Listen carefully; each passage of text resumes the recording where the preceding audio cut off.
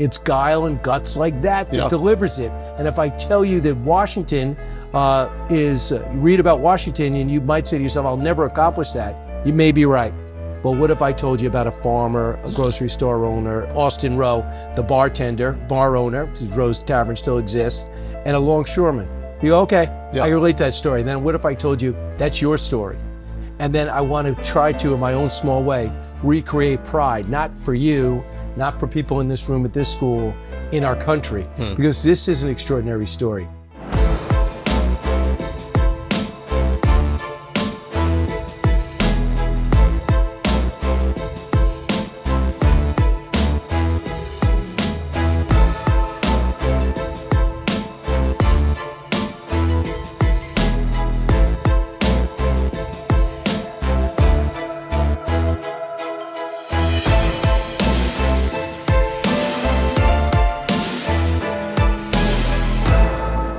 Great to have you for our episode of Daring Greatly, which is ISI's new series on the art of statesmanship, going all the way back to ancient Greece and Rome, up to the present day in America. And you're the perfect guest to have on. You've written 7 books on great American statesmen.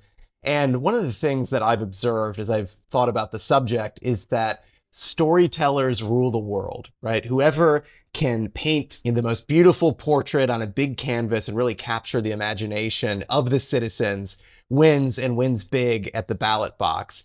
And you yourself are a storyteller. And one of the things I admire about you is that instead of just packaging up kind of the principles of America, you really embed them in these stories of not only great men and women, but also ordinary men and women who've done extraordinary things. So I'm wondering if you could talk to me about your own inspiration for telling the story of America through great leaders, but also the role of storytelling in political leadership. Wow, that's a lot. I would say this. The person that really humanized the founding fathers for me was David McCullough.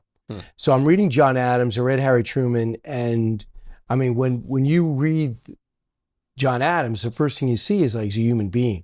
You get the sense that these people are just different people. And when he talks about John Adams coming into New York on page like 36 of his book, and how everyone's in a rush and why is everyone rude, I go, wait a second.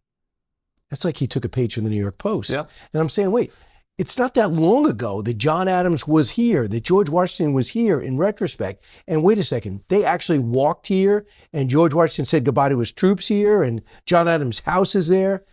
And the more I've realized these are human beings and the more you can see their frailties, their positives and negatives, I think the more relatable they are. So George Washington lives up to the hype, but he wasn't perfect. Thomas Jefferson is a genius, not perfect. I think the more people can relate to the people, the more they can really understand what they were talking about. And I think that's where, and we can come back to this later, but biographies have been so important for me. Because I think especially as a young person, right, you can actually see yourself in the life of a Teddy Roosevelt, when he was 20 years old, 30 years old. You can see the mistakes that he made, you can see the things he got right, and hopefully some of that rubs off. Because I think the way I was brought up is they did everything right. They walked on water. And then when I see that, George Washington was self-conscious about his teeth. George Washington was self-conscious, didn't have the education of the other founding fathers. He had a little bit of his backup just a little bit. They were in awe of his leadership. But I think on some level, as much as I think Hamilton looked up to him, as much as I think there was a hero worship, I think when it came to Jefferson and Madison a little bit, they might have been like great leader, very tough guy, great fighter, but not a great intellect. And I think that bothered Washington. I also think it bothered him to a degree. They didn't have the education the others and his brothers did. He made some decisions in life. But what happens is, I'm just amazed at the circumstances that happen in your life and the things you're exposed to that shape the person you become. And I remember I went to George Washington's original house in Fredericksburg, and they were rebuilding it. They found the footprint, rebuilding it. And I said, why was this so important for me? This amazing thing is where in Fredericksburg he came through is where people would disembark and embark on trips. So they'd come, the first people they would see as they would come up to the waterway, as they came up into would be Washington and his family. And he'd see him and go, where are you going? What do you do? What are you looking for? Well, I'm going to head in this way. I got family this way. So he'd see all walks of the life coming in. Swedes, he'd see the British, he'd see where they're up to, what they thought what this country could bring, what they would do. He also would be exposed to older people who were gambling and smoking and carousing across the street. He was old for his age. He was hanging out with older people, and he saw that. And he saw leadership because he had no dad, but he had a great older brother. And I'm going, wow, okay, that could remind me of the guy down the block. That could remind me of the professor we know, the sports hero that we're looking into, different people that I'm covering. And then you realize the more human they were and you see what they accomplished in such a short time at such a young age, you become more in awe of them. And also, you know about Washington not being the greatest colonel in the world in the French-Indian War. And then you learn, too, give yourself a little bit of grace. Give yourself a little bit of leeway, because Washington's making mistakes. Washington was looked at as somebody to be disparaged, overly aggressive. But it shapes who he becomes when he's actually there. And, on the point of, so we're talking about Washington, obviously larger than life figure, but still very human. One of the themes throughout your other books is the importance of everyday Americans. So it's not just, you kind of lead with the big names. That's the hook that gets people interested. But then you focus on the stories of people like Nathan Hale, who was part of Washington's spy ring. Right. So tell me about who are the everyday American heroes that young people today need to learn about. Well, for me, when you read Ron Chernow's Look at Grant, you don't say to yourself, well, I could do that better. 1,200 pages. I thought I lost a family member at the end. So I said, what if I take slices of what they accomplished, but the people that surrounded them, and bring them up? So you might buy the book for Washington, but when you close the book, you're going to think of the British journalist, James Rivington, who ended up flipping sides in the middle. You might think of Robert Townsend, who was the retailer who worked in a restaurant and who also was a journalist. You might think of Abraham Woodhull, who was a farmer. You might know about Major Benjamin Talmadge, who was by Washington's side the whole time. So Washington was the hook, but when you close the book, you see all these people that played such a major role. And my sense is, if Washington was around today, and Jefferson was around today, and Madison was around today, and Andrew Jackson, they wouldn't be say, look at me. They'd say, look at them. Because here's Benjamin Talmadge sitting right next to George Washington during the war, during his time in which the British are coming into Brooklyn. And he's looking around and he's saying, what do we do? And he saw in Washington, he was unsure of himself what to do next. And he also saw some mystical things about him. Number one, he said he never thought he was going to get shot, never did.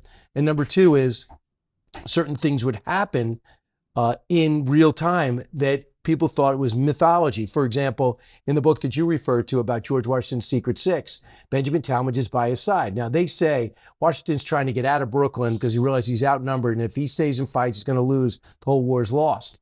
So how do they get across Brooklyn? How do they get across the river? So what happens is they say, okay, at night, as soon as night falls, we're out.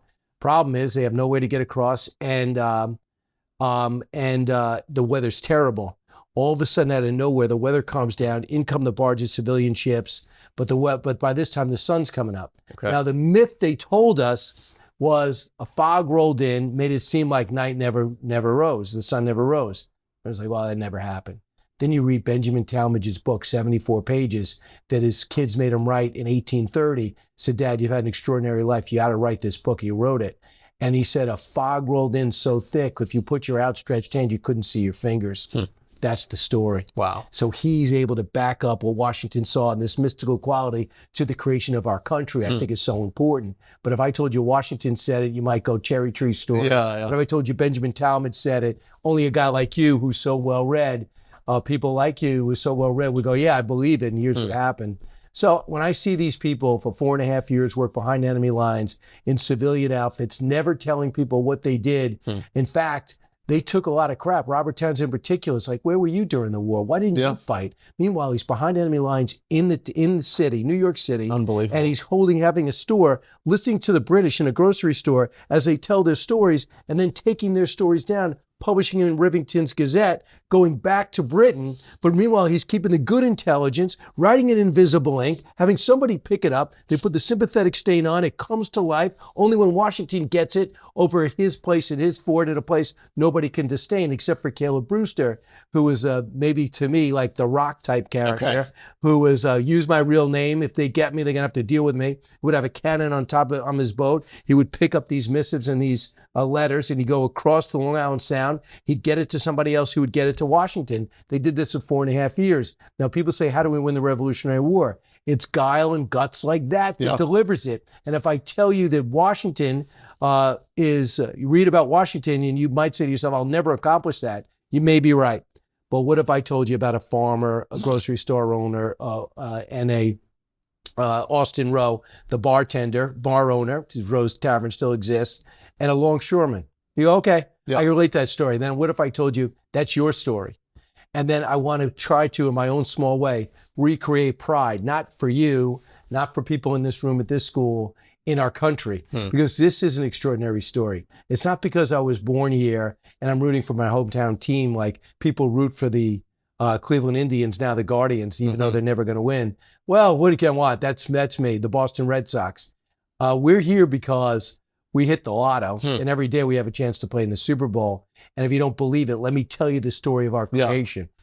That was my goal. And did those individuals, were they rewarded, after the war in any public way, or did they have to kind of keep what they did secret? Robert Townsend chose to. When George Washington came to thank his spies, he stayed at Rowe's Tavern. We believe there was interaction there between Austin Rowe. We don't think he ever knew it was Robert Townsend. That was Culper Jr., because this is the Culper spy ring. Why the Culper spy ring? Because it was named after Washington's hometown, and he named it after him. And number two is Robert Townsend. Back then, if you're a spy, there was a sense of a loss of ethics and values because I'm lying to you. I'm not telling the truth. There's also, what if we lose? They're going to kill me. Yeah. So, and we know Nathan Hale. You spy, you die, you get caught, and you get hung at 66th and 3rd. What was Nathan Hale? A very brave school teacher who felt bad. He missed the Battle of Bunker Hill, missed the Battle of Boston, and he said, I'm going to go fight. And then he misses the Battle of New York. They say, we got to get a spy ring together. And he shows up and he says, I'd like to do it. Talmadge and he go to school together. He's like, you don't know anything about spying. He goes, you don't even know Long Island. I'll figure it out. Well, he lasts about 3 days. They trap him, they bring him, and they hung him in front of everyone. And we believe Talmadge was actually in Manhattan to watch his classmate die, his friend die. And in the back of my mind, that's John Andre. Do you know who John Andre is? I don't know John Andre. John Andre is the celebrity leader of New York City under British rule. And John Andre had a lot of parties. He was very charismatic. And John Andre was the one who was going to rendezvous with Benedict Arnold, and he was going to get West Point. Well, when he went up to meet Benedict Arnold was almost found out. He barely escapes.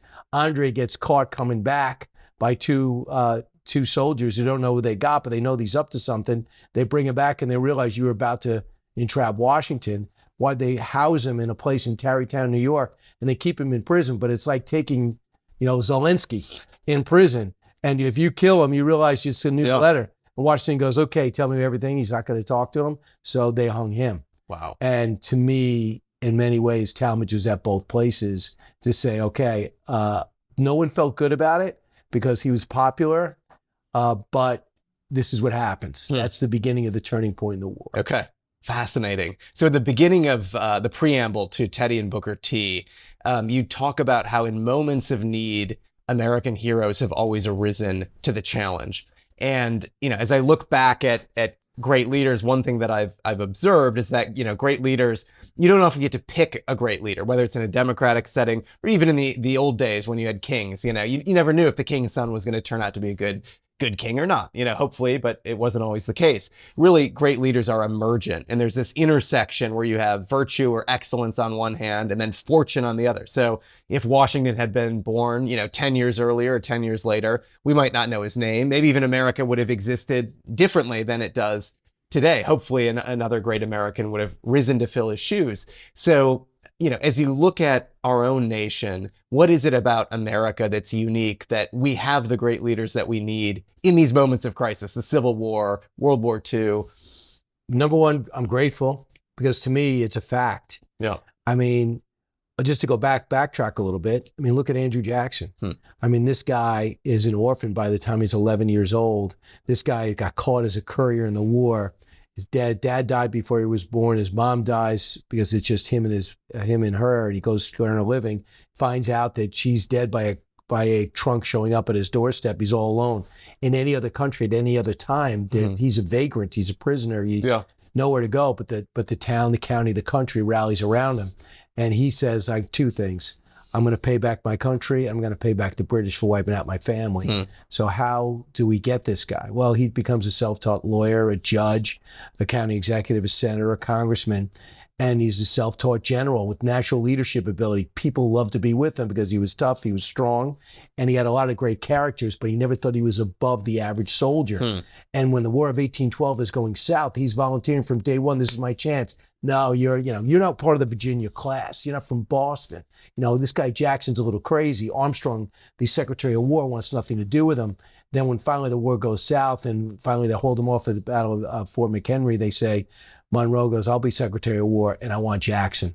Jackson's guys are ready to go. So back to your original question, it's a series of things that happen in your life that make you ready for the moment you're called on. That happens with us. It happens with everyone behind the camera. Are you going to go to school on your life to be there when the opportunity emerges? Then you're going to be stepping up. And if you don't do it this time, are you going to do it next time? Thankfully, when they step up and answer the call, they help our country. So he's the right general at the right time. That's the miracle of New Orleans. He's able to study, even though he suffered from dysentery. He's able to study the battlefield, this future battlefield. He's able to have the guts and guile and leadership to put together an army quickly in 3.5 weeks. He's able to go and have their religious quality, to go over to the Ursuline nuns and get God to bless him for this trip, and gets the Ursuline nuns to be the nurses should his men be wounded. And he has the understanding to know, too, not everybody's going to be the perfect Marine. So he's able to use his pirates, use the people in their town, train them to shoot, bring in the Tennessee long shirts, and they're able to put together this hodgepodge, not negative, but a hodgepodge army to be able to take out the British when they had to, and also understand the British tactics. He went to school on them. They marched straight ahead. They wear red uniforms. Number one, I would have amended that by now after the Revolution, but they take out Wellington's Invincibles in 45 minutes, did something Napoleon couldn't do. Wow. Right? So that's our country, right person, the right time. To your point now about Teddy Roosevelt, why was he the right person at the right time? A collection of things that he learned. A rich guy, absolutely, but a rich guy who didn't have the one thing we all need, and that's health. He was a sickly kid. He was bullied as a kid, homeschooled most of the time, worshipped by his family.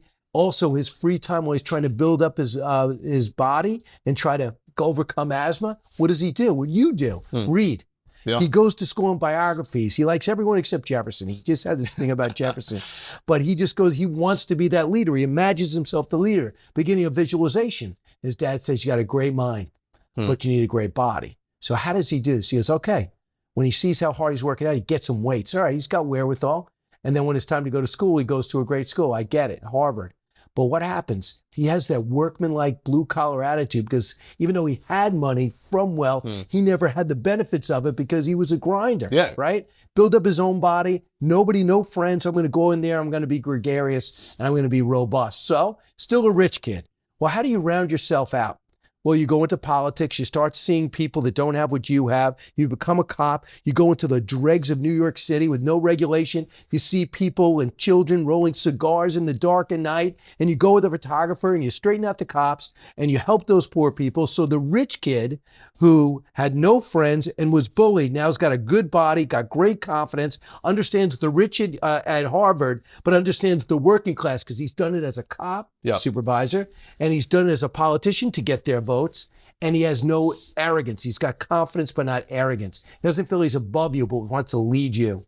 And he also sees his dad has one huge regret. You know what that regret is? Not serving the Civil War. So he says, I'm going to amend that. When he had the opportunity to serve, he made it happen, and he had the leadership to do it. When he was Assistant Secretary of the Navy, he told the Secretary, I got this, and he's the one who provided discipline. When he had to find out about institutions and bureaucracy, he was asked by President Benjamin Harrison, who he helped get elected in that interim between Grover Cleveland's administrations. He goes, what are you going to do? He wanted the State Department. They go, we want you to straighten out civil service. He's like, you kidding me? The bureaucracy? But he did. He gave him a sense of incentive. He gutted the place. He gave people a sense of purpose. He realized the bureaucracy's problem is there was no incentive to be great. Yeah. So he straightened that out. And what am I doing? I'm giving you a collection of this leader by learned experience. And by the time he becomes president, he knows how to fight a war. He knows how to motivate people. He knows how the rich people think, and he knows what poor people need. And then you add in the devastation of losing his mom and dad at the same day. And instead he goes, listen, I went back to work, but I need some time. So how do you, what's missing?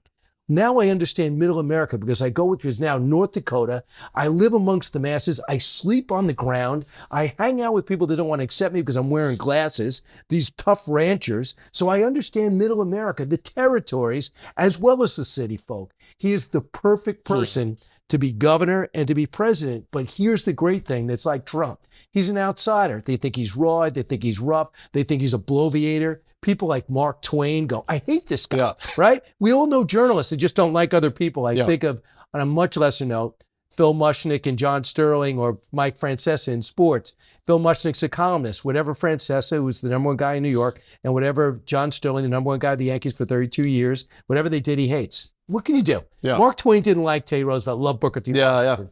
So, but he was the guy. He was a joke. But then they got him as vice president, as you know, to get him away from governor of New York. And then McKinley gets shot. He has his opportunity. And his only regret is that he only served 2 terms. And he gave up. He could have had another one. And his family told me that they were all, I'm sure you know this, he was all queued up to run after Woodrow Wilson. Yeah. They were going to do it again. And the Republican Party forgave him. Yeah. And he was ready to go. Taft and he were even talking again. Yeah. And he died. And there's a line that he says, sympathy with plain people and a love of great ideals, which is it just sums up everything. And I wish I could have memorized it, but nothing I told you was new to you. But my whole point is this. It's your life experience. If you choose to make yourself a better person and more empathetic person, not powerful, but more empathetic person, that makes a great leader. So what makes a great leader? Ability to go to school and the experiences you experience and not just take them in, but learn from it in order to achieve a goal.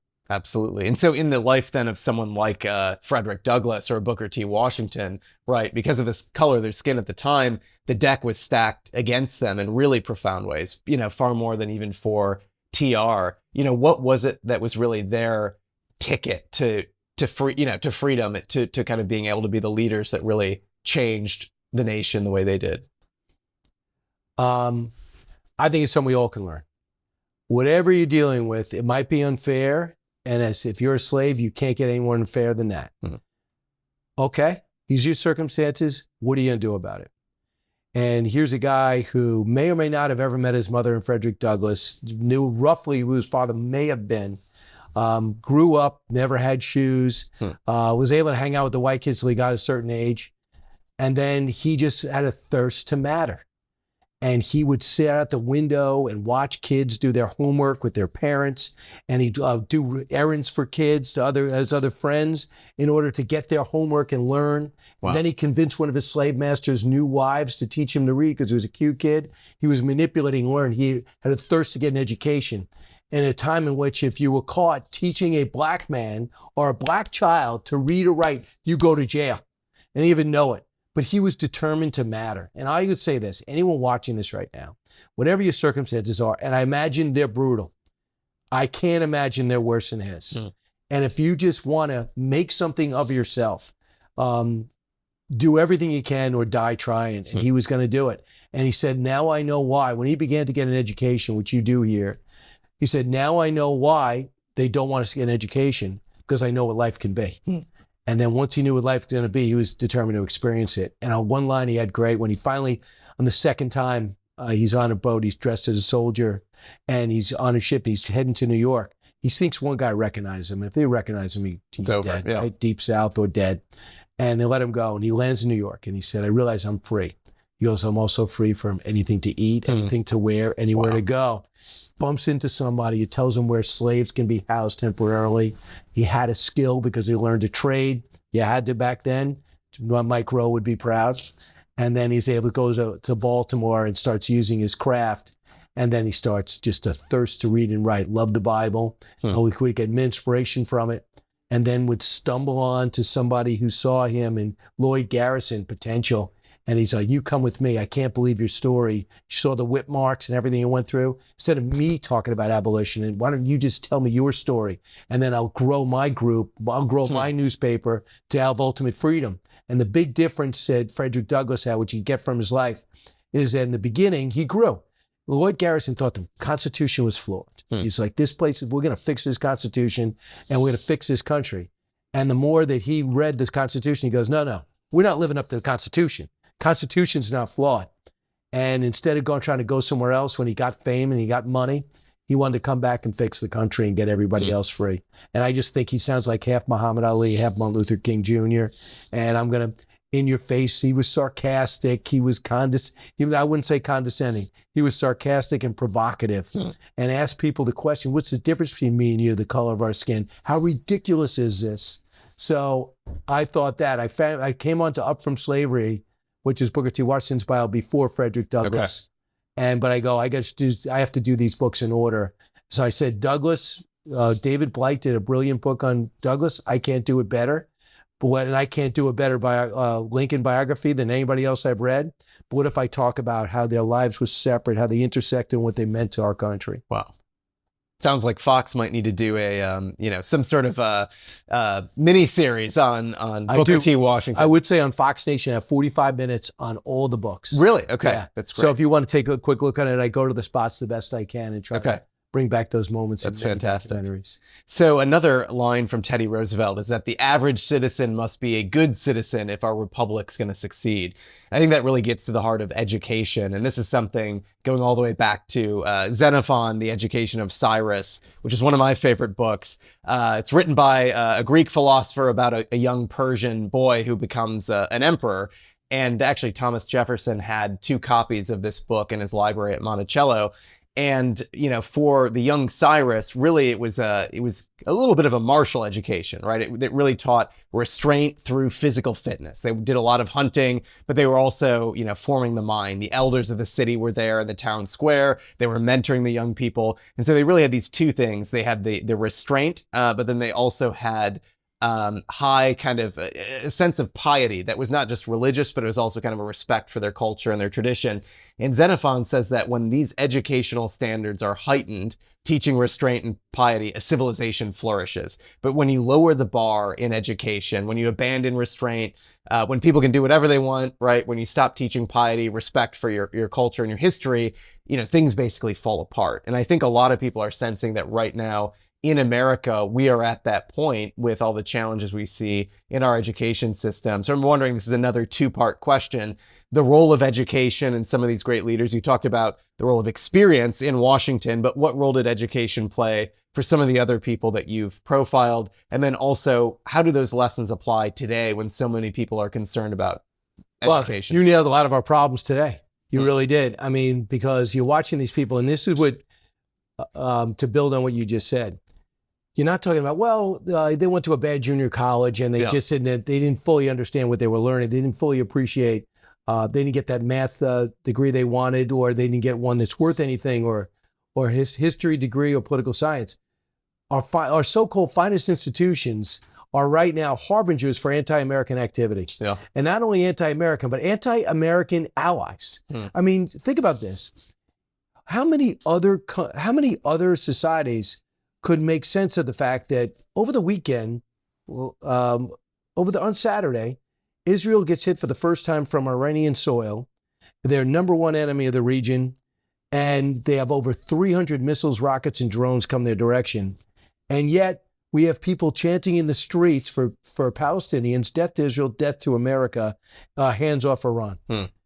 Anybody that took a history class that paid attention when there was even a blue book exam at the end would appreciate where our country's from, what Iran stands for, what the Palestinian culture's about. If anything, you'd be trying to control people by saying, restrain Israel, let's not turn the whole World War III on. Instead, hands off Iran, Palestinians. How do you possibly effectively teach history and have that be the result? This has to be a generation. It has to start really quick where we reestablish our love of country, not propaganda. Yeah. I don't want, you have to say that they walk on water and they're perfect. You show their frailties, compare it to other cultures. Yeah. You don't need this. Probably everyone watching this doesn't need it. Well, hopefully there's people watching this can reappreciate our country, but everything you said is so appropriate. And I don't have that that Greek leadership background. So I just think fascinating that Jefferson reached for it. And I do think that the thing that gives me hope is I actually think over the last year there's a turning point, because the average American, now people that do what I do for a living and what you do, is beginning to appreciate that people don't care about the country. Yeah. They don't understand our history because they haven't been taught it. And a couple other things. That's why people are reaching to private school and school choice. And that's why the South has got to do that. I don't care how powerful the teachers unions are. And I think people will begin to show that you better change, because you're going to have no one in your public schools and no way teachers. They're all going to be going to private school with their $7,500. I think that would go a long way. And also I found this, as I went around and talk about these books, and I do it on stage, I talk about history, liberty, and laughs. I have fun, conversational. I bring in the sports books too. I have so many people come up to me and go, you know what, I'm embarrassed. I didn't know any of this. Yeah. And I go, no, don't be embarrassed. Like, I didn't even know about this. Jefferson did that. There was a war, there was a Barbary War, and such did this, and Jackson did that. Most people don't even know we had a war of 1812. So, and think about it. You get one day of it in school. And if you want to tell everyone our country is built on stolen land on the backs of slavery, why would you be positive about our history? Yeah, and I think young people especially need to discover those primary sources, need to read some of this for themselves, but also just, if you're watching a show on television, if you're watching Game of Thrones, for example, right, you can see the vices, and no character is perfectly virtuous. You see their virtues, you see their vices, you can learn to appreciate the decisions they make. And I think if you have that degree of nuance when approaching history, you can learn to really appreciate and love someone like a Washington, in spite of their various flaws. Well, don't you agree that it's hard to appreciate something you have? Yeah, oh, absolutely. You really have to make a huge effort, to walk around and just say the things that we do on a daily basis. So it's like first generation Americans that come here the right way are often the first people you should be hiring. Yeah. We went to give a speech in Pennsylvania. And this guy picks me up, and he's Pakistani, and he's talking to me a lot, and he's asking me a bunch of questions. And he goes, yeah, I came here for the American dream. I'm not exactly living it. I go, what do you mean? He goes, I could do so much more. I can't believe I'm a driver. I go, well, you got 4 kids. I go, really? I go, how are your kids doing? He goes, one's at West Point, one's at Yale, one's at Harvard, one's at Dartmouth. Unbelievable. And what's going on? He goes, yeah, they're doing really well. And my son is going to be this. He wants to make a career. I go, sorry, I hate to tell you, that is the American dream. Yeah. It's like you're laying the ground foundation to change your whole trajectory around. Yeah. So you have to tell him, he feels like he disappointed himself. I'm like, that is it. You come here, you work hard, set up the next generation. Hopefully they use their education for positive, and then people appreciate the country.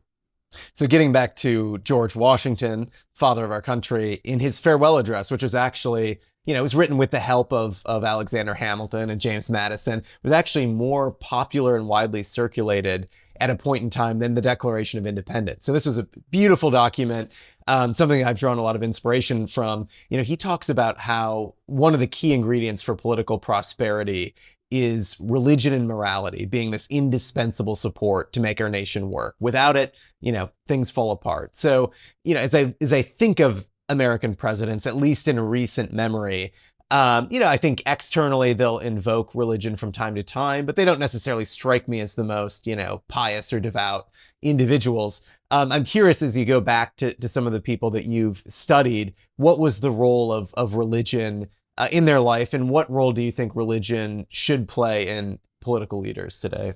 I think the values and beliefs are important. What you get in the Bill of Rights, what you get in the Ten Commandments. I think when you get into the nuances of what to believe, well, I believe in Mary or I believe in this. But if you look at the fundamentals of the Muslim faith, I'm not a religious scholar, the fundamentals of being a Catholic and Christian, the Protestant work ethic. If you have that foundation, then you go to Bible study and debate the fringes. But I know exactly what he's saying. And when I saw one of your questions say about the George Washington farewell address, read the whole thing. I reread it. And yeah, I thoroughly get it, because if you have a society, what do you do when people aren't watching? Okay. Right now, if I got here first and I came in and I said, oh, let me take that keyboard, let me do this, whatever I get away with, I have no conscience about it. I'm gonna take the keyboard. Hey, what happened? This whole place is ready to go. Kilmeade comes in, he's gone. I don't care. I have no conscience. What gives me the conscience? The religious belief, the background, the values and ethics that are learned in religion and transferred.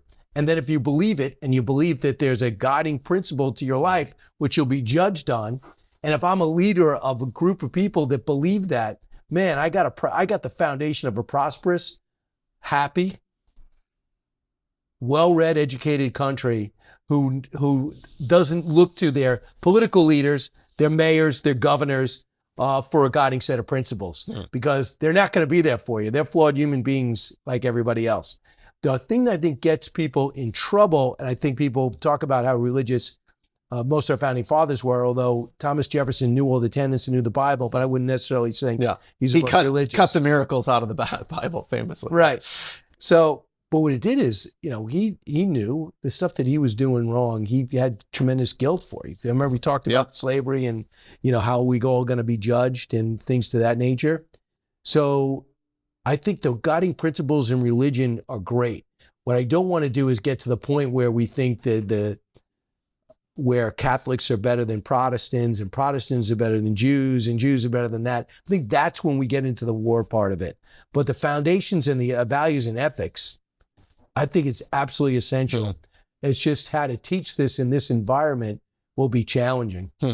Yeah, and C.S. Lewis in his book, The Abolition of Man, at the end, there's something called the Tao, and he basically puts together kind of the core moral principles from Christianity, from Islam, from Buddhism, and he kind of is hearkening back to this moral, ethical core, right, that he believes should be and that's just taught. it. Yeah. So you're Buddhist, I'm Muslim, whatever it is. But the values bring us together. And the rest of the stuff you could debate and have a great debate. Go with a historian. Go back or walk the paths of Jesus. Go back to where allegedly Muhammad lived. Go back there and go debate it with historians, and find out maybe what you could unwind to find out what may be true, what may be myth, or may be fundamentally true. It might be exaggerated. So I think the rest can work. I think also there's people that could take it wrong. I mean, you look at what Iran is doing right now. They believe, I guess, that the fundamentalist Islam or whatever they Shia a Muslim is the way to go. Okay, fundamental way where women are left in closets in Afghanistan. They believe they're religious, they're fundamentalists, orthodox, and seems to us is absolutely insane. The crazy thing is they think they're going, I imagine, sincerely, by Muhammad's beliefs that women have no rights. They can't be educated past the 6th grade, live in closets, basically, in burqas. To me, that's crazy. But if I said, well, that's a pious society who is run by values found in the Quran, that's my problem with playing that out. Yeah. I think the Christian principles really drive our country. And if people want to go along with it within the cusp of their religion, I think that's great. But if they want to come in here and change it, like what's happening in Dearborn, that's a problem. So shifting directions a little bit, another, in the ancient world, one of the first tasks of the statesman was to bring order to chaos, especially if you had kind of nomadic, people groups. There's often, fighting, dissension in your own ranks. There's enemies from without. So establishing order was really the foundation to then having peace and then eventually having justice. And now today, I think, unfortunately in America, we have a situation where we have chaos again. We have chaos in our inner cities with crime. We have chaos at the southern border. And the thing about chaos that's really tragic is that it's never the rich, the elites that suffer. It's always the poor, the middle class, the everyday Americans that bear the brunt of the pain when anarchy is reigning. So I still think that this task of this restoration of order is a big part of political leadership today. But anytime you start talking about order, people can get a little scared and they can say, oh, we don't want someone who's an authoritarian. I think if people are going to trust someone, they need to have a degree of trust and confidence that they have kind of the common good at heart if you're going to restore order. So I'm curious, are there any lessons from, I don't know, were there any mutinies? Were there any situations at Washington or Jackson or Jefferson dealt with, where they actually had to restore order, and that restoration of order brought about, peace, prosperity, that our leaders today, as we're grappling with these kind of fundamental challenges, might, seek to emulate. A couple of things come to mind. And I think that whole conversation about law and order in 2018, it might have been controversy. Yeah. I think in 2024, people go, know exactly what you're talking about. Do you know anybody that's saying, let's reimagine police? No. Outside Cory Bush, who is hopefully going to be primaried right out of Congress, people say defund the police. So I think we see where that's we are gotten correct, us, right? We see where it's gotten us. I actually don't know if this is also good news. I don't know many people look at the border, even this administration meeting, and say it's okay. Nobody says it. 2 years ago, oh, really? You just don't like Hispanics. Yeah. No, it's not really. There's 126. Yeah, these things have become common sense now. Yeah. Thankfully, if you asked me here 2 years ago, well, number one, this wouldn't have been here. Yeah. Number two is, you asked me here 2 years ago, I say, I hope things will change. So I'm saying this is positive. But I'll think back to when Andrew Jackson came in New Orleans. He thought it was chaotic and it was party town on Bourbon Street. Literally, they were partying. And he basically created martial law, and he told all the men, you got to report, and you're being part of this army right now. And he actually put his thumb, put the hammer down. How many times was it written that Washington was going to be out of a job, that he was the problem, and he was going to be replaced? But I thought we learned from Washington is he reestablished himself at Valley Forge, number one. And number two, he never panicked, right? He never panicked. I'm going to reestablish myself as bad as things look, and as ragged as this army, and as cold it is, and as bad as it seems. I'm going to get right people here. I'm going to reinforce myself. I'm going to reestablish discipline. So I think he felt the threat there. I would think that Sam Houston and the Alamo Avengers, I saw that probably the best example of Sam Houston, because Sam Houston is somebody that said, look, I'm the only one here with military experience. I'm going to take this army. Stephen F. Austin had it for a while. The problem is he had the name, but he didn't have the experience. He relinquished his control.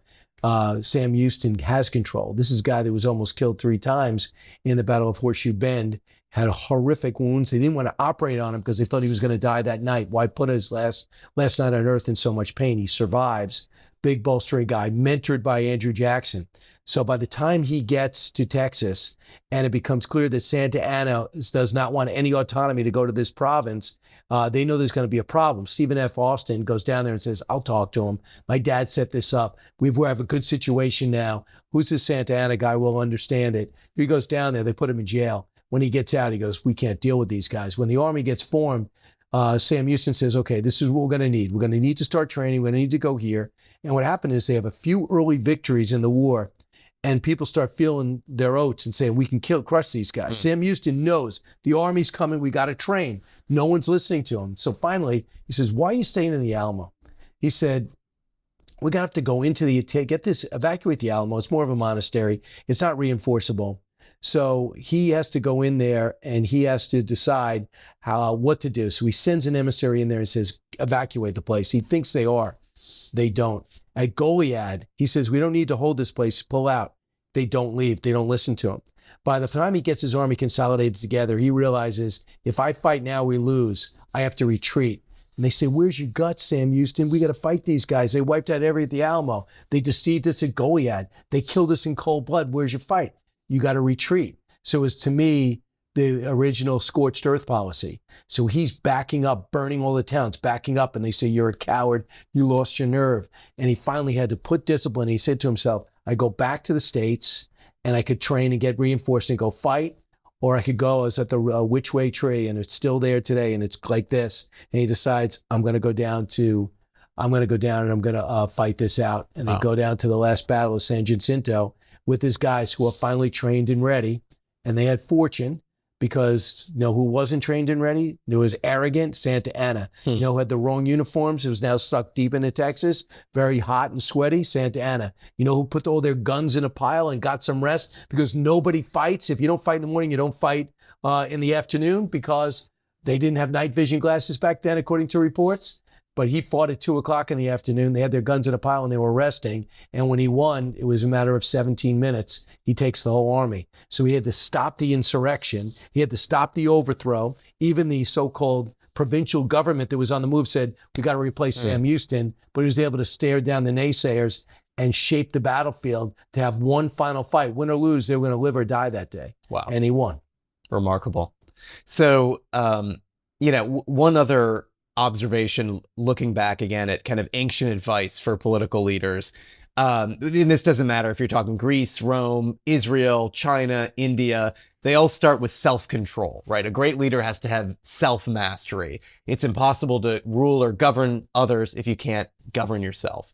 You wrote a book called The Games Do Count, which talks about life lessons from sports that you can apply, on and off the field. So I'm wondering, what are those, the things that have stood out, let's say, in your own career from sports that you apply every day? And what might our leaders glean from athletics? Well, for me, it's very obvious. Nobody cares about an average Division II soccer player, and that's what I was. But the problem was I wanted to be great, and I wasn't. And the added challenge, which I learned from, was almost everybody I with was. So my best friend I'm with, one of my best friends I'm with now, was a three-time All-American at Syracuse as a goalie, run up with Patrick Ewing as and Chris Mullen, a Big East Player of the Decade. Another guy that was a 2-year captain at UMass. The other guy scored the winning goal in the longest game in NCAA history. And I spent my last year, when my coaches rotated, I went from starting for 2 years to really not playing much the last few games of my career. And I walked off and I said, I've been playing since I was 5 years old. Yeah. I go to this school and I end like this. And I remember walking up to school at Pace University, a game even people I played against wouldn't remember. I took my cleats off. I go, I just wasted my time. What a colossal error this was. What other things I could be doing? But what it did is free me up to know I wasn't going to have a perfect game. So my first goal was not reached. But my next goal, I'm not going to stop. There's no one who can bench me forever. I'll move on to another team, and that other team would be TV and radio. I'm just going to keep, I'll keep at it, and I'll keep grinding it out. And when I got rejections, it didn't matter because I already went through it. I'm sitting on the bench in a game I thought I could have made a difference in 3 or 4 of my last 4 games and other different times. And I know what it was like not to get the job. So when a rejection letter came in, I was like, all right, next. It didn't bother me. If I didn't get this audition, it wouldn't really bother me. When I got it, I appreciated it, but I almost expected it. So that sense of, number one, performing under pressure, maybe I wasn't doing it. I was so uptight of getting benched again. I didn't go out and play hard. Now, when I go out there and the prompter goes up and I have a chance to be on camera, I have developed, because I wasn't able to do it in sports, an ability to perform under pressure. It doesn't mean that if I'm in a new environment, I don't feel nervous.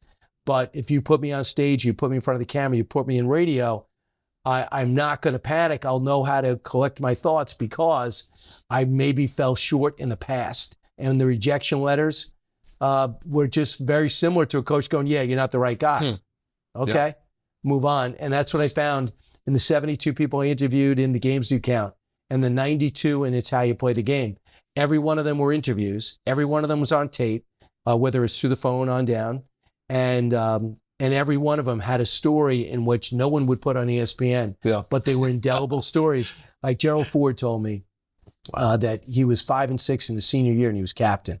He's 2-year captain. And he said, if you wonder why when people make fun of my intellect or that I stumble, why I don't matter, he goes, you know what it's like walking on a field in front of 100,000 people at the University of Michigan and getting booed the last 3 games of your career? He goes, not going to rattle me. Good, yeah. Also, what shaped him was his dad. His dad left his family for another woman. And when he was making so many headlines as a local sports legend, his dad came out of the woodwork and said, I hear you're a great athlete. I'd like to come to some of your games. And he said, no, you're not going to do it. I'm like, wow, it's interesting. Sports did that. Yeah. And I think about Henry Kissinger. Henry Kissinger told me in Germany, we used to play soccer, and it used to be the Jews against everybody else. And the type of violence that we faced, but we still played and persevered. We didn't overreact. Now think about Kissinger. Guy doesn't rattle, right? He's like, probably those days of getting spikes first into my shins and then picking up and leaving. I always had the passion for the sport because it's all I had. And George H.W. Bush told me that he was able to get Babe Ruth's final paperwork. When Babe Ruth handed in his records, probably 6 months before he died, he could barely talk. He handed it to George H.W. Bush. And he says one time, the second baseman was famous. I forgot who it was at Yale. So George Bush was the first baseman, and he had an unbelievable game. And I think they were being scouted by the Senators. And he said, the manager, they walked up to the manager and goes, who's this guy, Bush? He looks great. He goes, he's not that good. Don't worry about it. They ended up being friends forever. Yeah, he goes, but I knew I hit my ceiling. I know George W. Bush is in the book too. And he told me that, I wasn't my dad. And it was tough. My dad was already a war hero and a legend in Yale. And he said to me, when all the other players were going to camps and building up their game, I was even with them until 9th grade. But I chose to do other stuff, 10th, 11th, 12th. I didn't take it too serious. Played 1 year in college. I wasn't too good. And I regret it. I regret that I didn't grind it out in high school. But it was a little intimidating in retrospect because he knew he was going to be his dad. He said, but I played rugby. And I played rugby, and I played it away with nobody knew how to play rugby. I was playing in the back, and I learned my leadership skills back then because I would sit in the back, and I would really conduct the play. It was during the Vietnam War, and there was all this tension. There was so much hitting on the field. I learned my aggression. I learned to control it. I learned to lead people on the rugby field. You would never think that would pay off. But George Bush, and the Bushes are just tremendous people. The more I think about it, the more I'm just in awe. He wanted to say something positive about himself, and he wouldn't. So he goes, here, call my high school friend. So I had to call his friend to have him say, unbelievable leader, cool under pressure. He kept us loose. What a sense of humor. And because he didn't want to praise himself. I just think. Profound. I thought it was big. And also he said too, my dad wasn't around. My mom was the one keeping score. Yeah. My mom was bringing to the games. And I saw her do everything. Yeah. No, I resonate with that. You were a mediumly successful, Division II athlete. I was a failed Division II cross country runner. Wow. I remember I actually showed up on my first day of practice, literally my first day of practice, the opening run. We went on like a 10-mile run, and I, was trying to make a good impression, and I pulled my Achilles tendon like 2 miles into the run. So here's the guy, the freshman, who's riding around in a truck behind everyone else on the first day. And then, I was so embarrassed, but then basically I went back to practice, the next day, and they said, get in the pool, 90 minutes in the pool. And so every day, literally for like 7 months, it was 90 minutes in the pool, 30 minutes of abs, and then in the weight room. And I did that. And this took 3 hours a day. And it was just soul crushing, Right. And then I was gearing up and I was lonely too. Right? Lonely, they didn't even, I didn't have headphones, couldn't listen to music, no podcasts. And then, it was the week that I finally got back in shape, was ready to go. The week of my first meet, I was going to run the mile in an indoor race, and I was going to run against one of my old high school buddies who was on another college that was competing.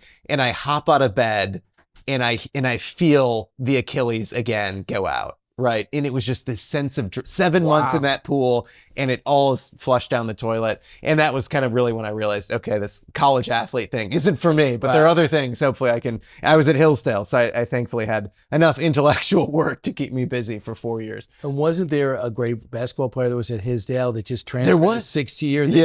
Yeah. Didn't he have a great run? He did. In this. Absolutely. Yeah. I think won the spoiler in the very first game of the tournament for Oakland. Yeah. Remarkable story. So to wrap things up, ISI is really about educating college students. So we have over 100 groups on college campuses across the country. We have 80 collegiate network newspapers. So we're mentoring these young people, training them, really helping to launch their career. So if you're a young college student and you're thinking about, the books, the great leaders that you focused on, and you hear one of them say, how do I become great? How do I become the next Nathan Hale? Or how do I become the next Booker T. Washington? What advice, we talked about biographies, the impact of kind of imitating great leaders. Teddy Roosevelt had, Lincoln's portrait in the Oval Office, and he would ask himself, what would Lincoln do if he were in my shoes? So what advice do you have to young people for how they could become the next great American? What a great question. Number one, go to school on your mistakes. Also, don't be afraid to ask people, how they did it. Success leaves clues. So you don't have to reinvent the wheel if someone's already done it. So maybe you could say, hey, this person reminds me of me. This is where I want to end up. You could always do reverse forensics. Look who's doing what you're doing and how'd they get there. And then say, is that atypical? And see if you want to achieve it. Also, number two is just make every day a learning opportunity. And I also go back to what Dana White said. I hope not to put down this next generation, but he goes, this generation is soft, but it's a great opportunity. If you can grind, if you're going to grind, whatever you choose to do, if you can grind, you're going to get up faster than the previous generations, the world's greatest, the greatest generation, the World War II generation. If you go out, the opportunities are there, but you're really going to stand out now because a lot of people feel as though they need life handed to them, or they're trying to figure out, or on some psychotropic antidepressives, and you're just going to go out and grind it. Just understand a bad day is a bad day. I'm not saying depression's not real, and I'm not saying people don't have real psychosis. Put that aside. But don't panic on a bad day. If you don't get what you want, it's just delayed. It's not denied. And the harder it is to get there, the more you're going to appreciate it when you arrive. So that's it. Take every day as an adventure.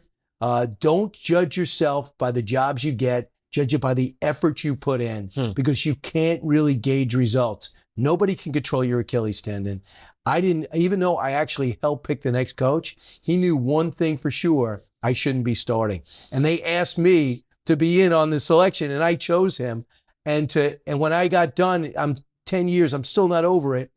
And I'm 12 years later, I get a call, and he's like, Brian, I'm in the city with my son. I was telling him how I coached you. I'd like to come down and say hi. I go, this has got to be the last person I want to talk to. But see, it just goes to show you, I built him up. Yeah. This guy went out to get me. Half the people that you think are out to get you aren't.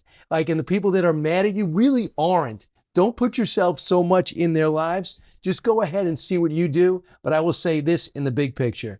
As much as achieving matters, there's nothing better, and you do it on a daily basis, than helping other people achieve their goals. There's nothing better than helping people out. So even if it's people that are down on their luck, or the people that need a break, that is the time I feel the best is when you help someone achieve their goals. So if you walk around thinking how to help other people, you're going to be surprised how much positive thing comes to you.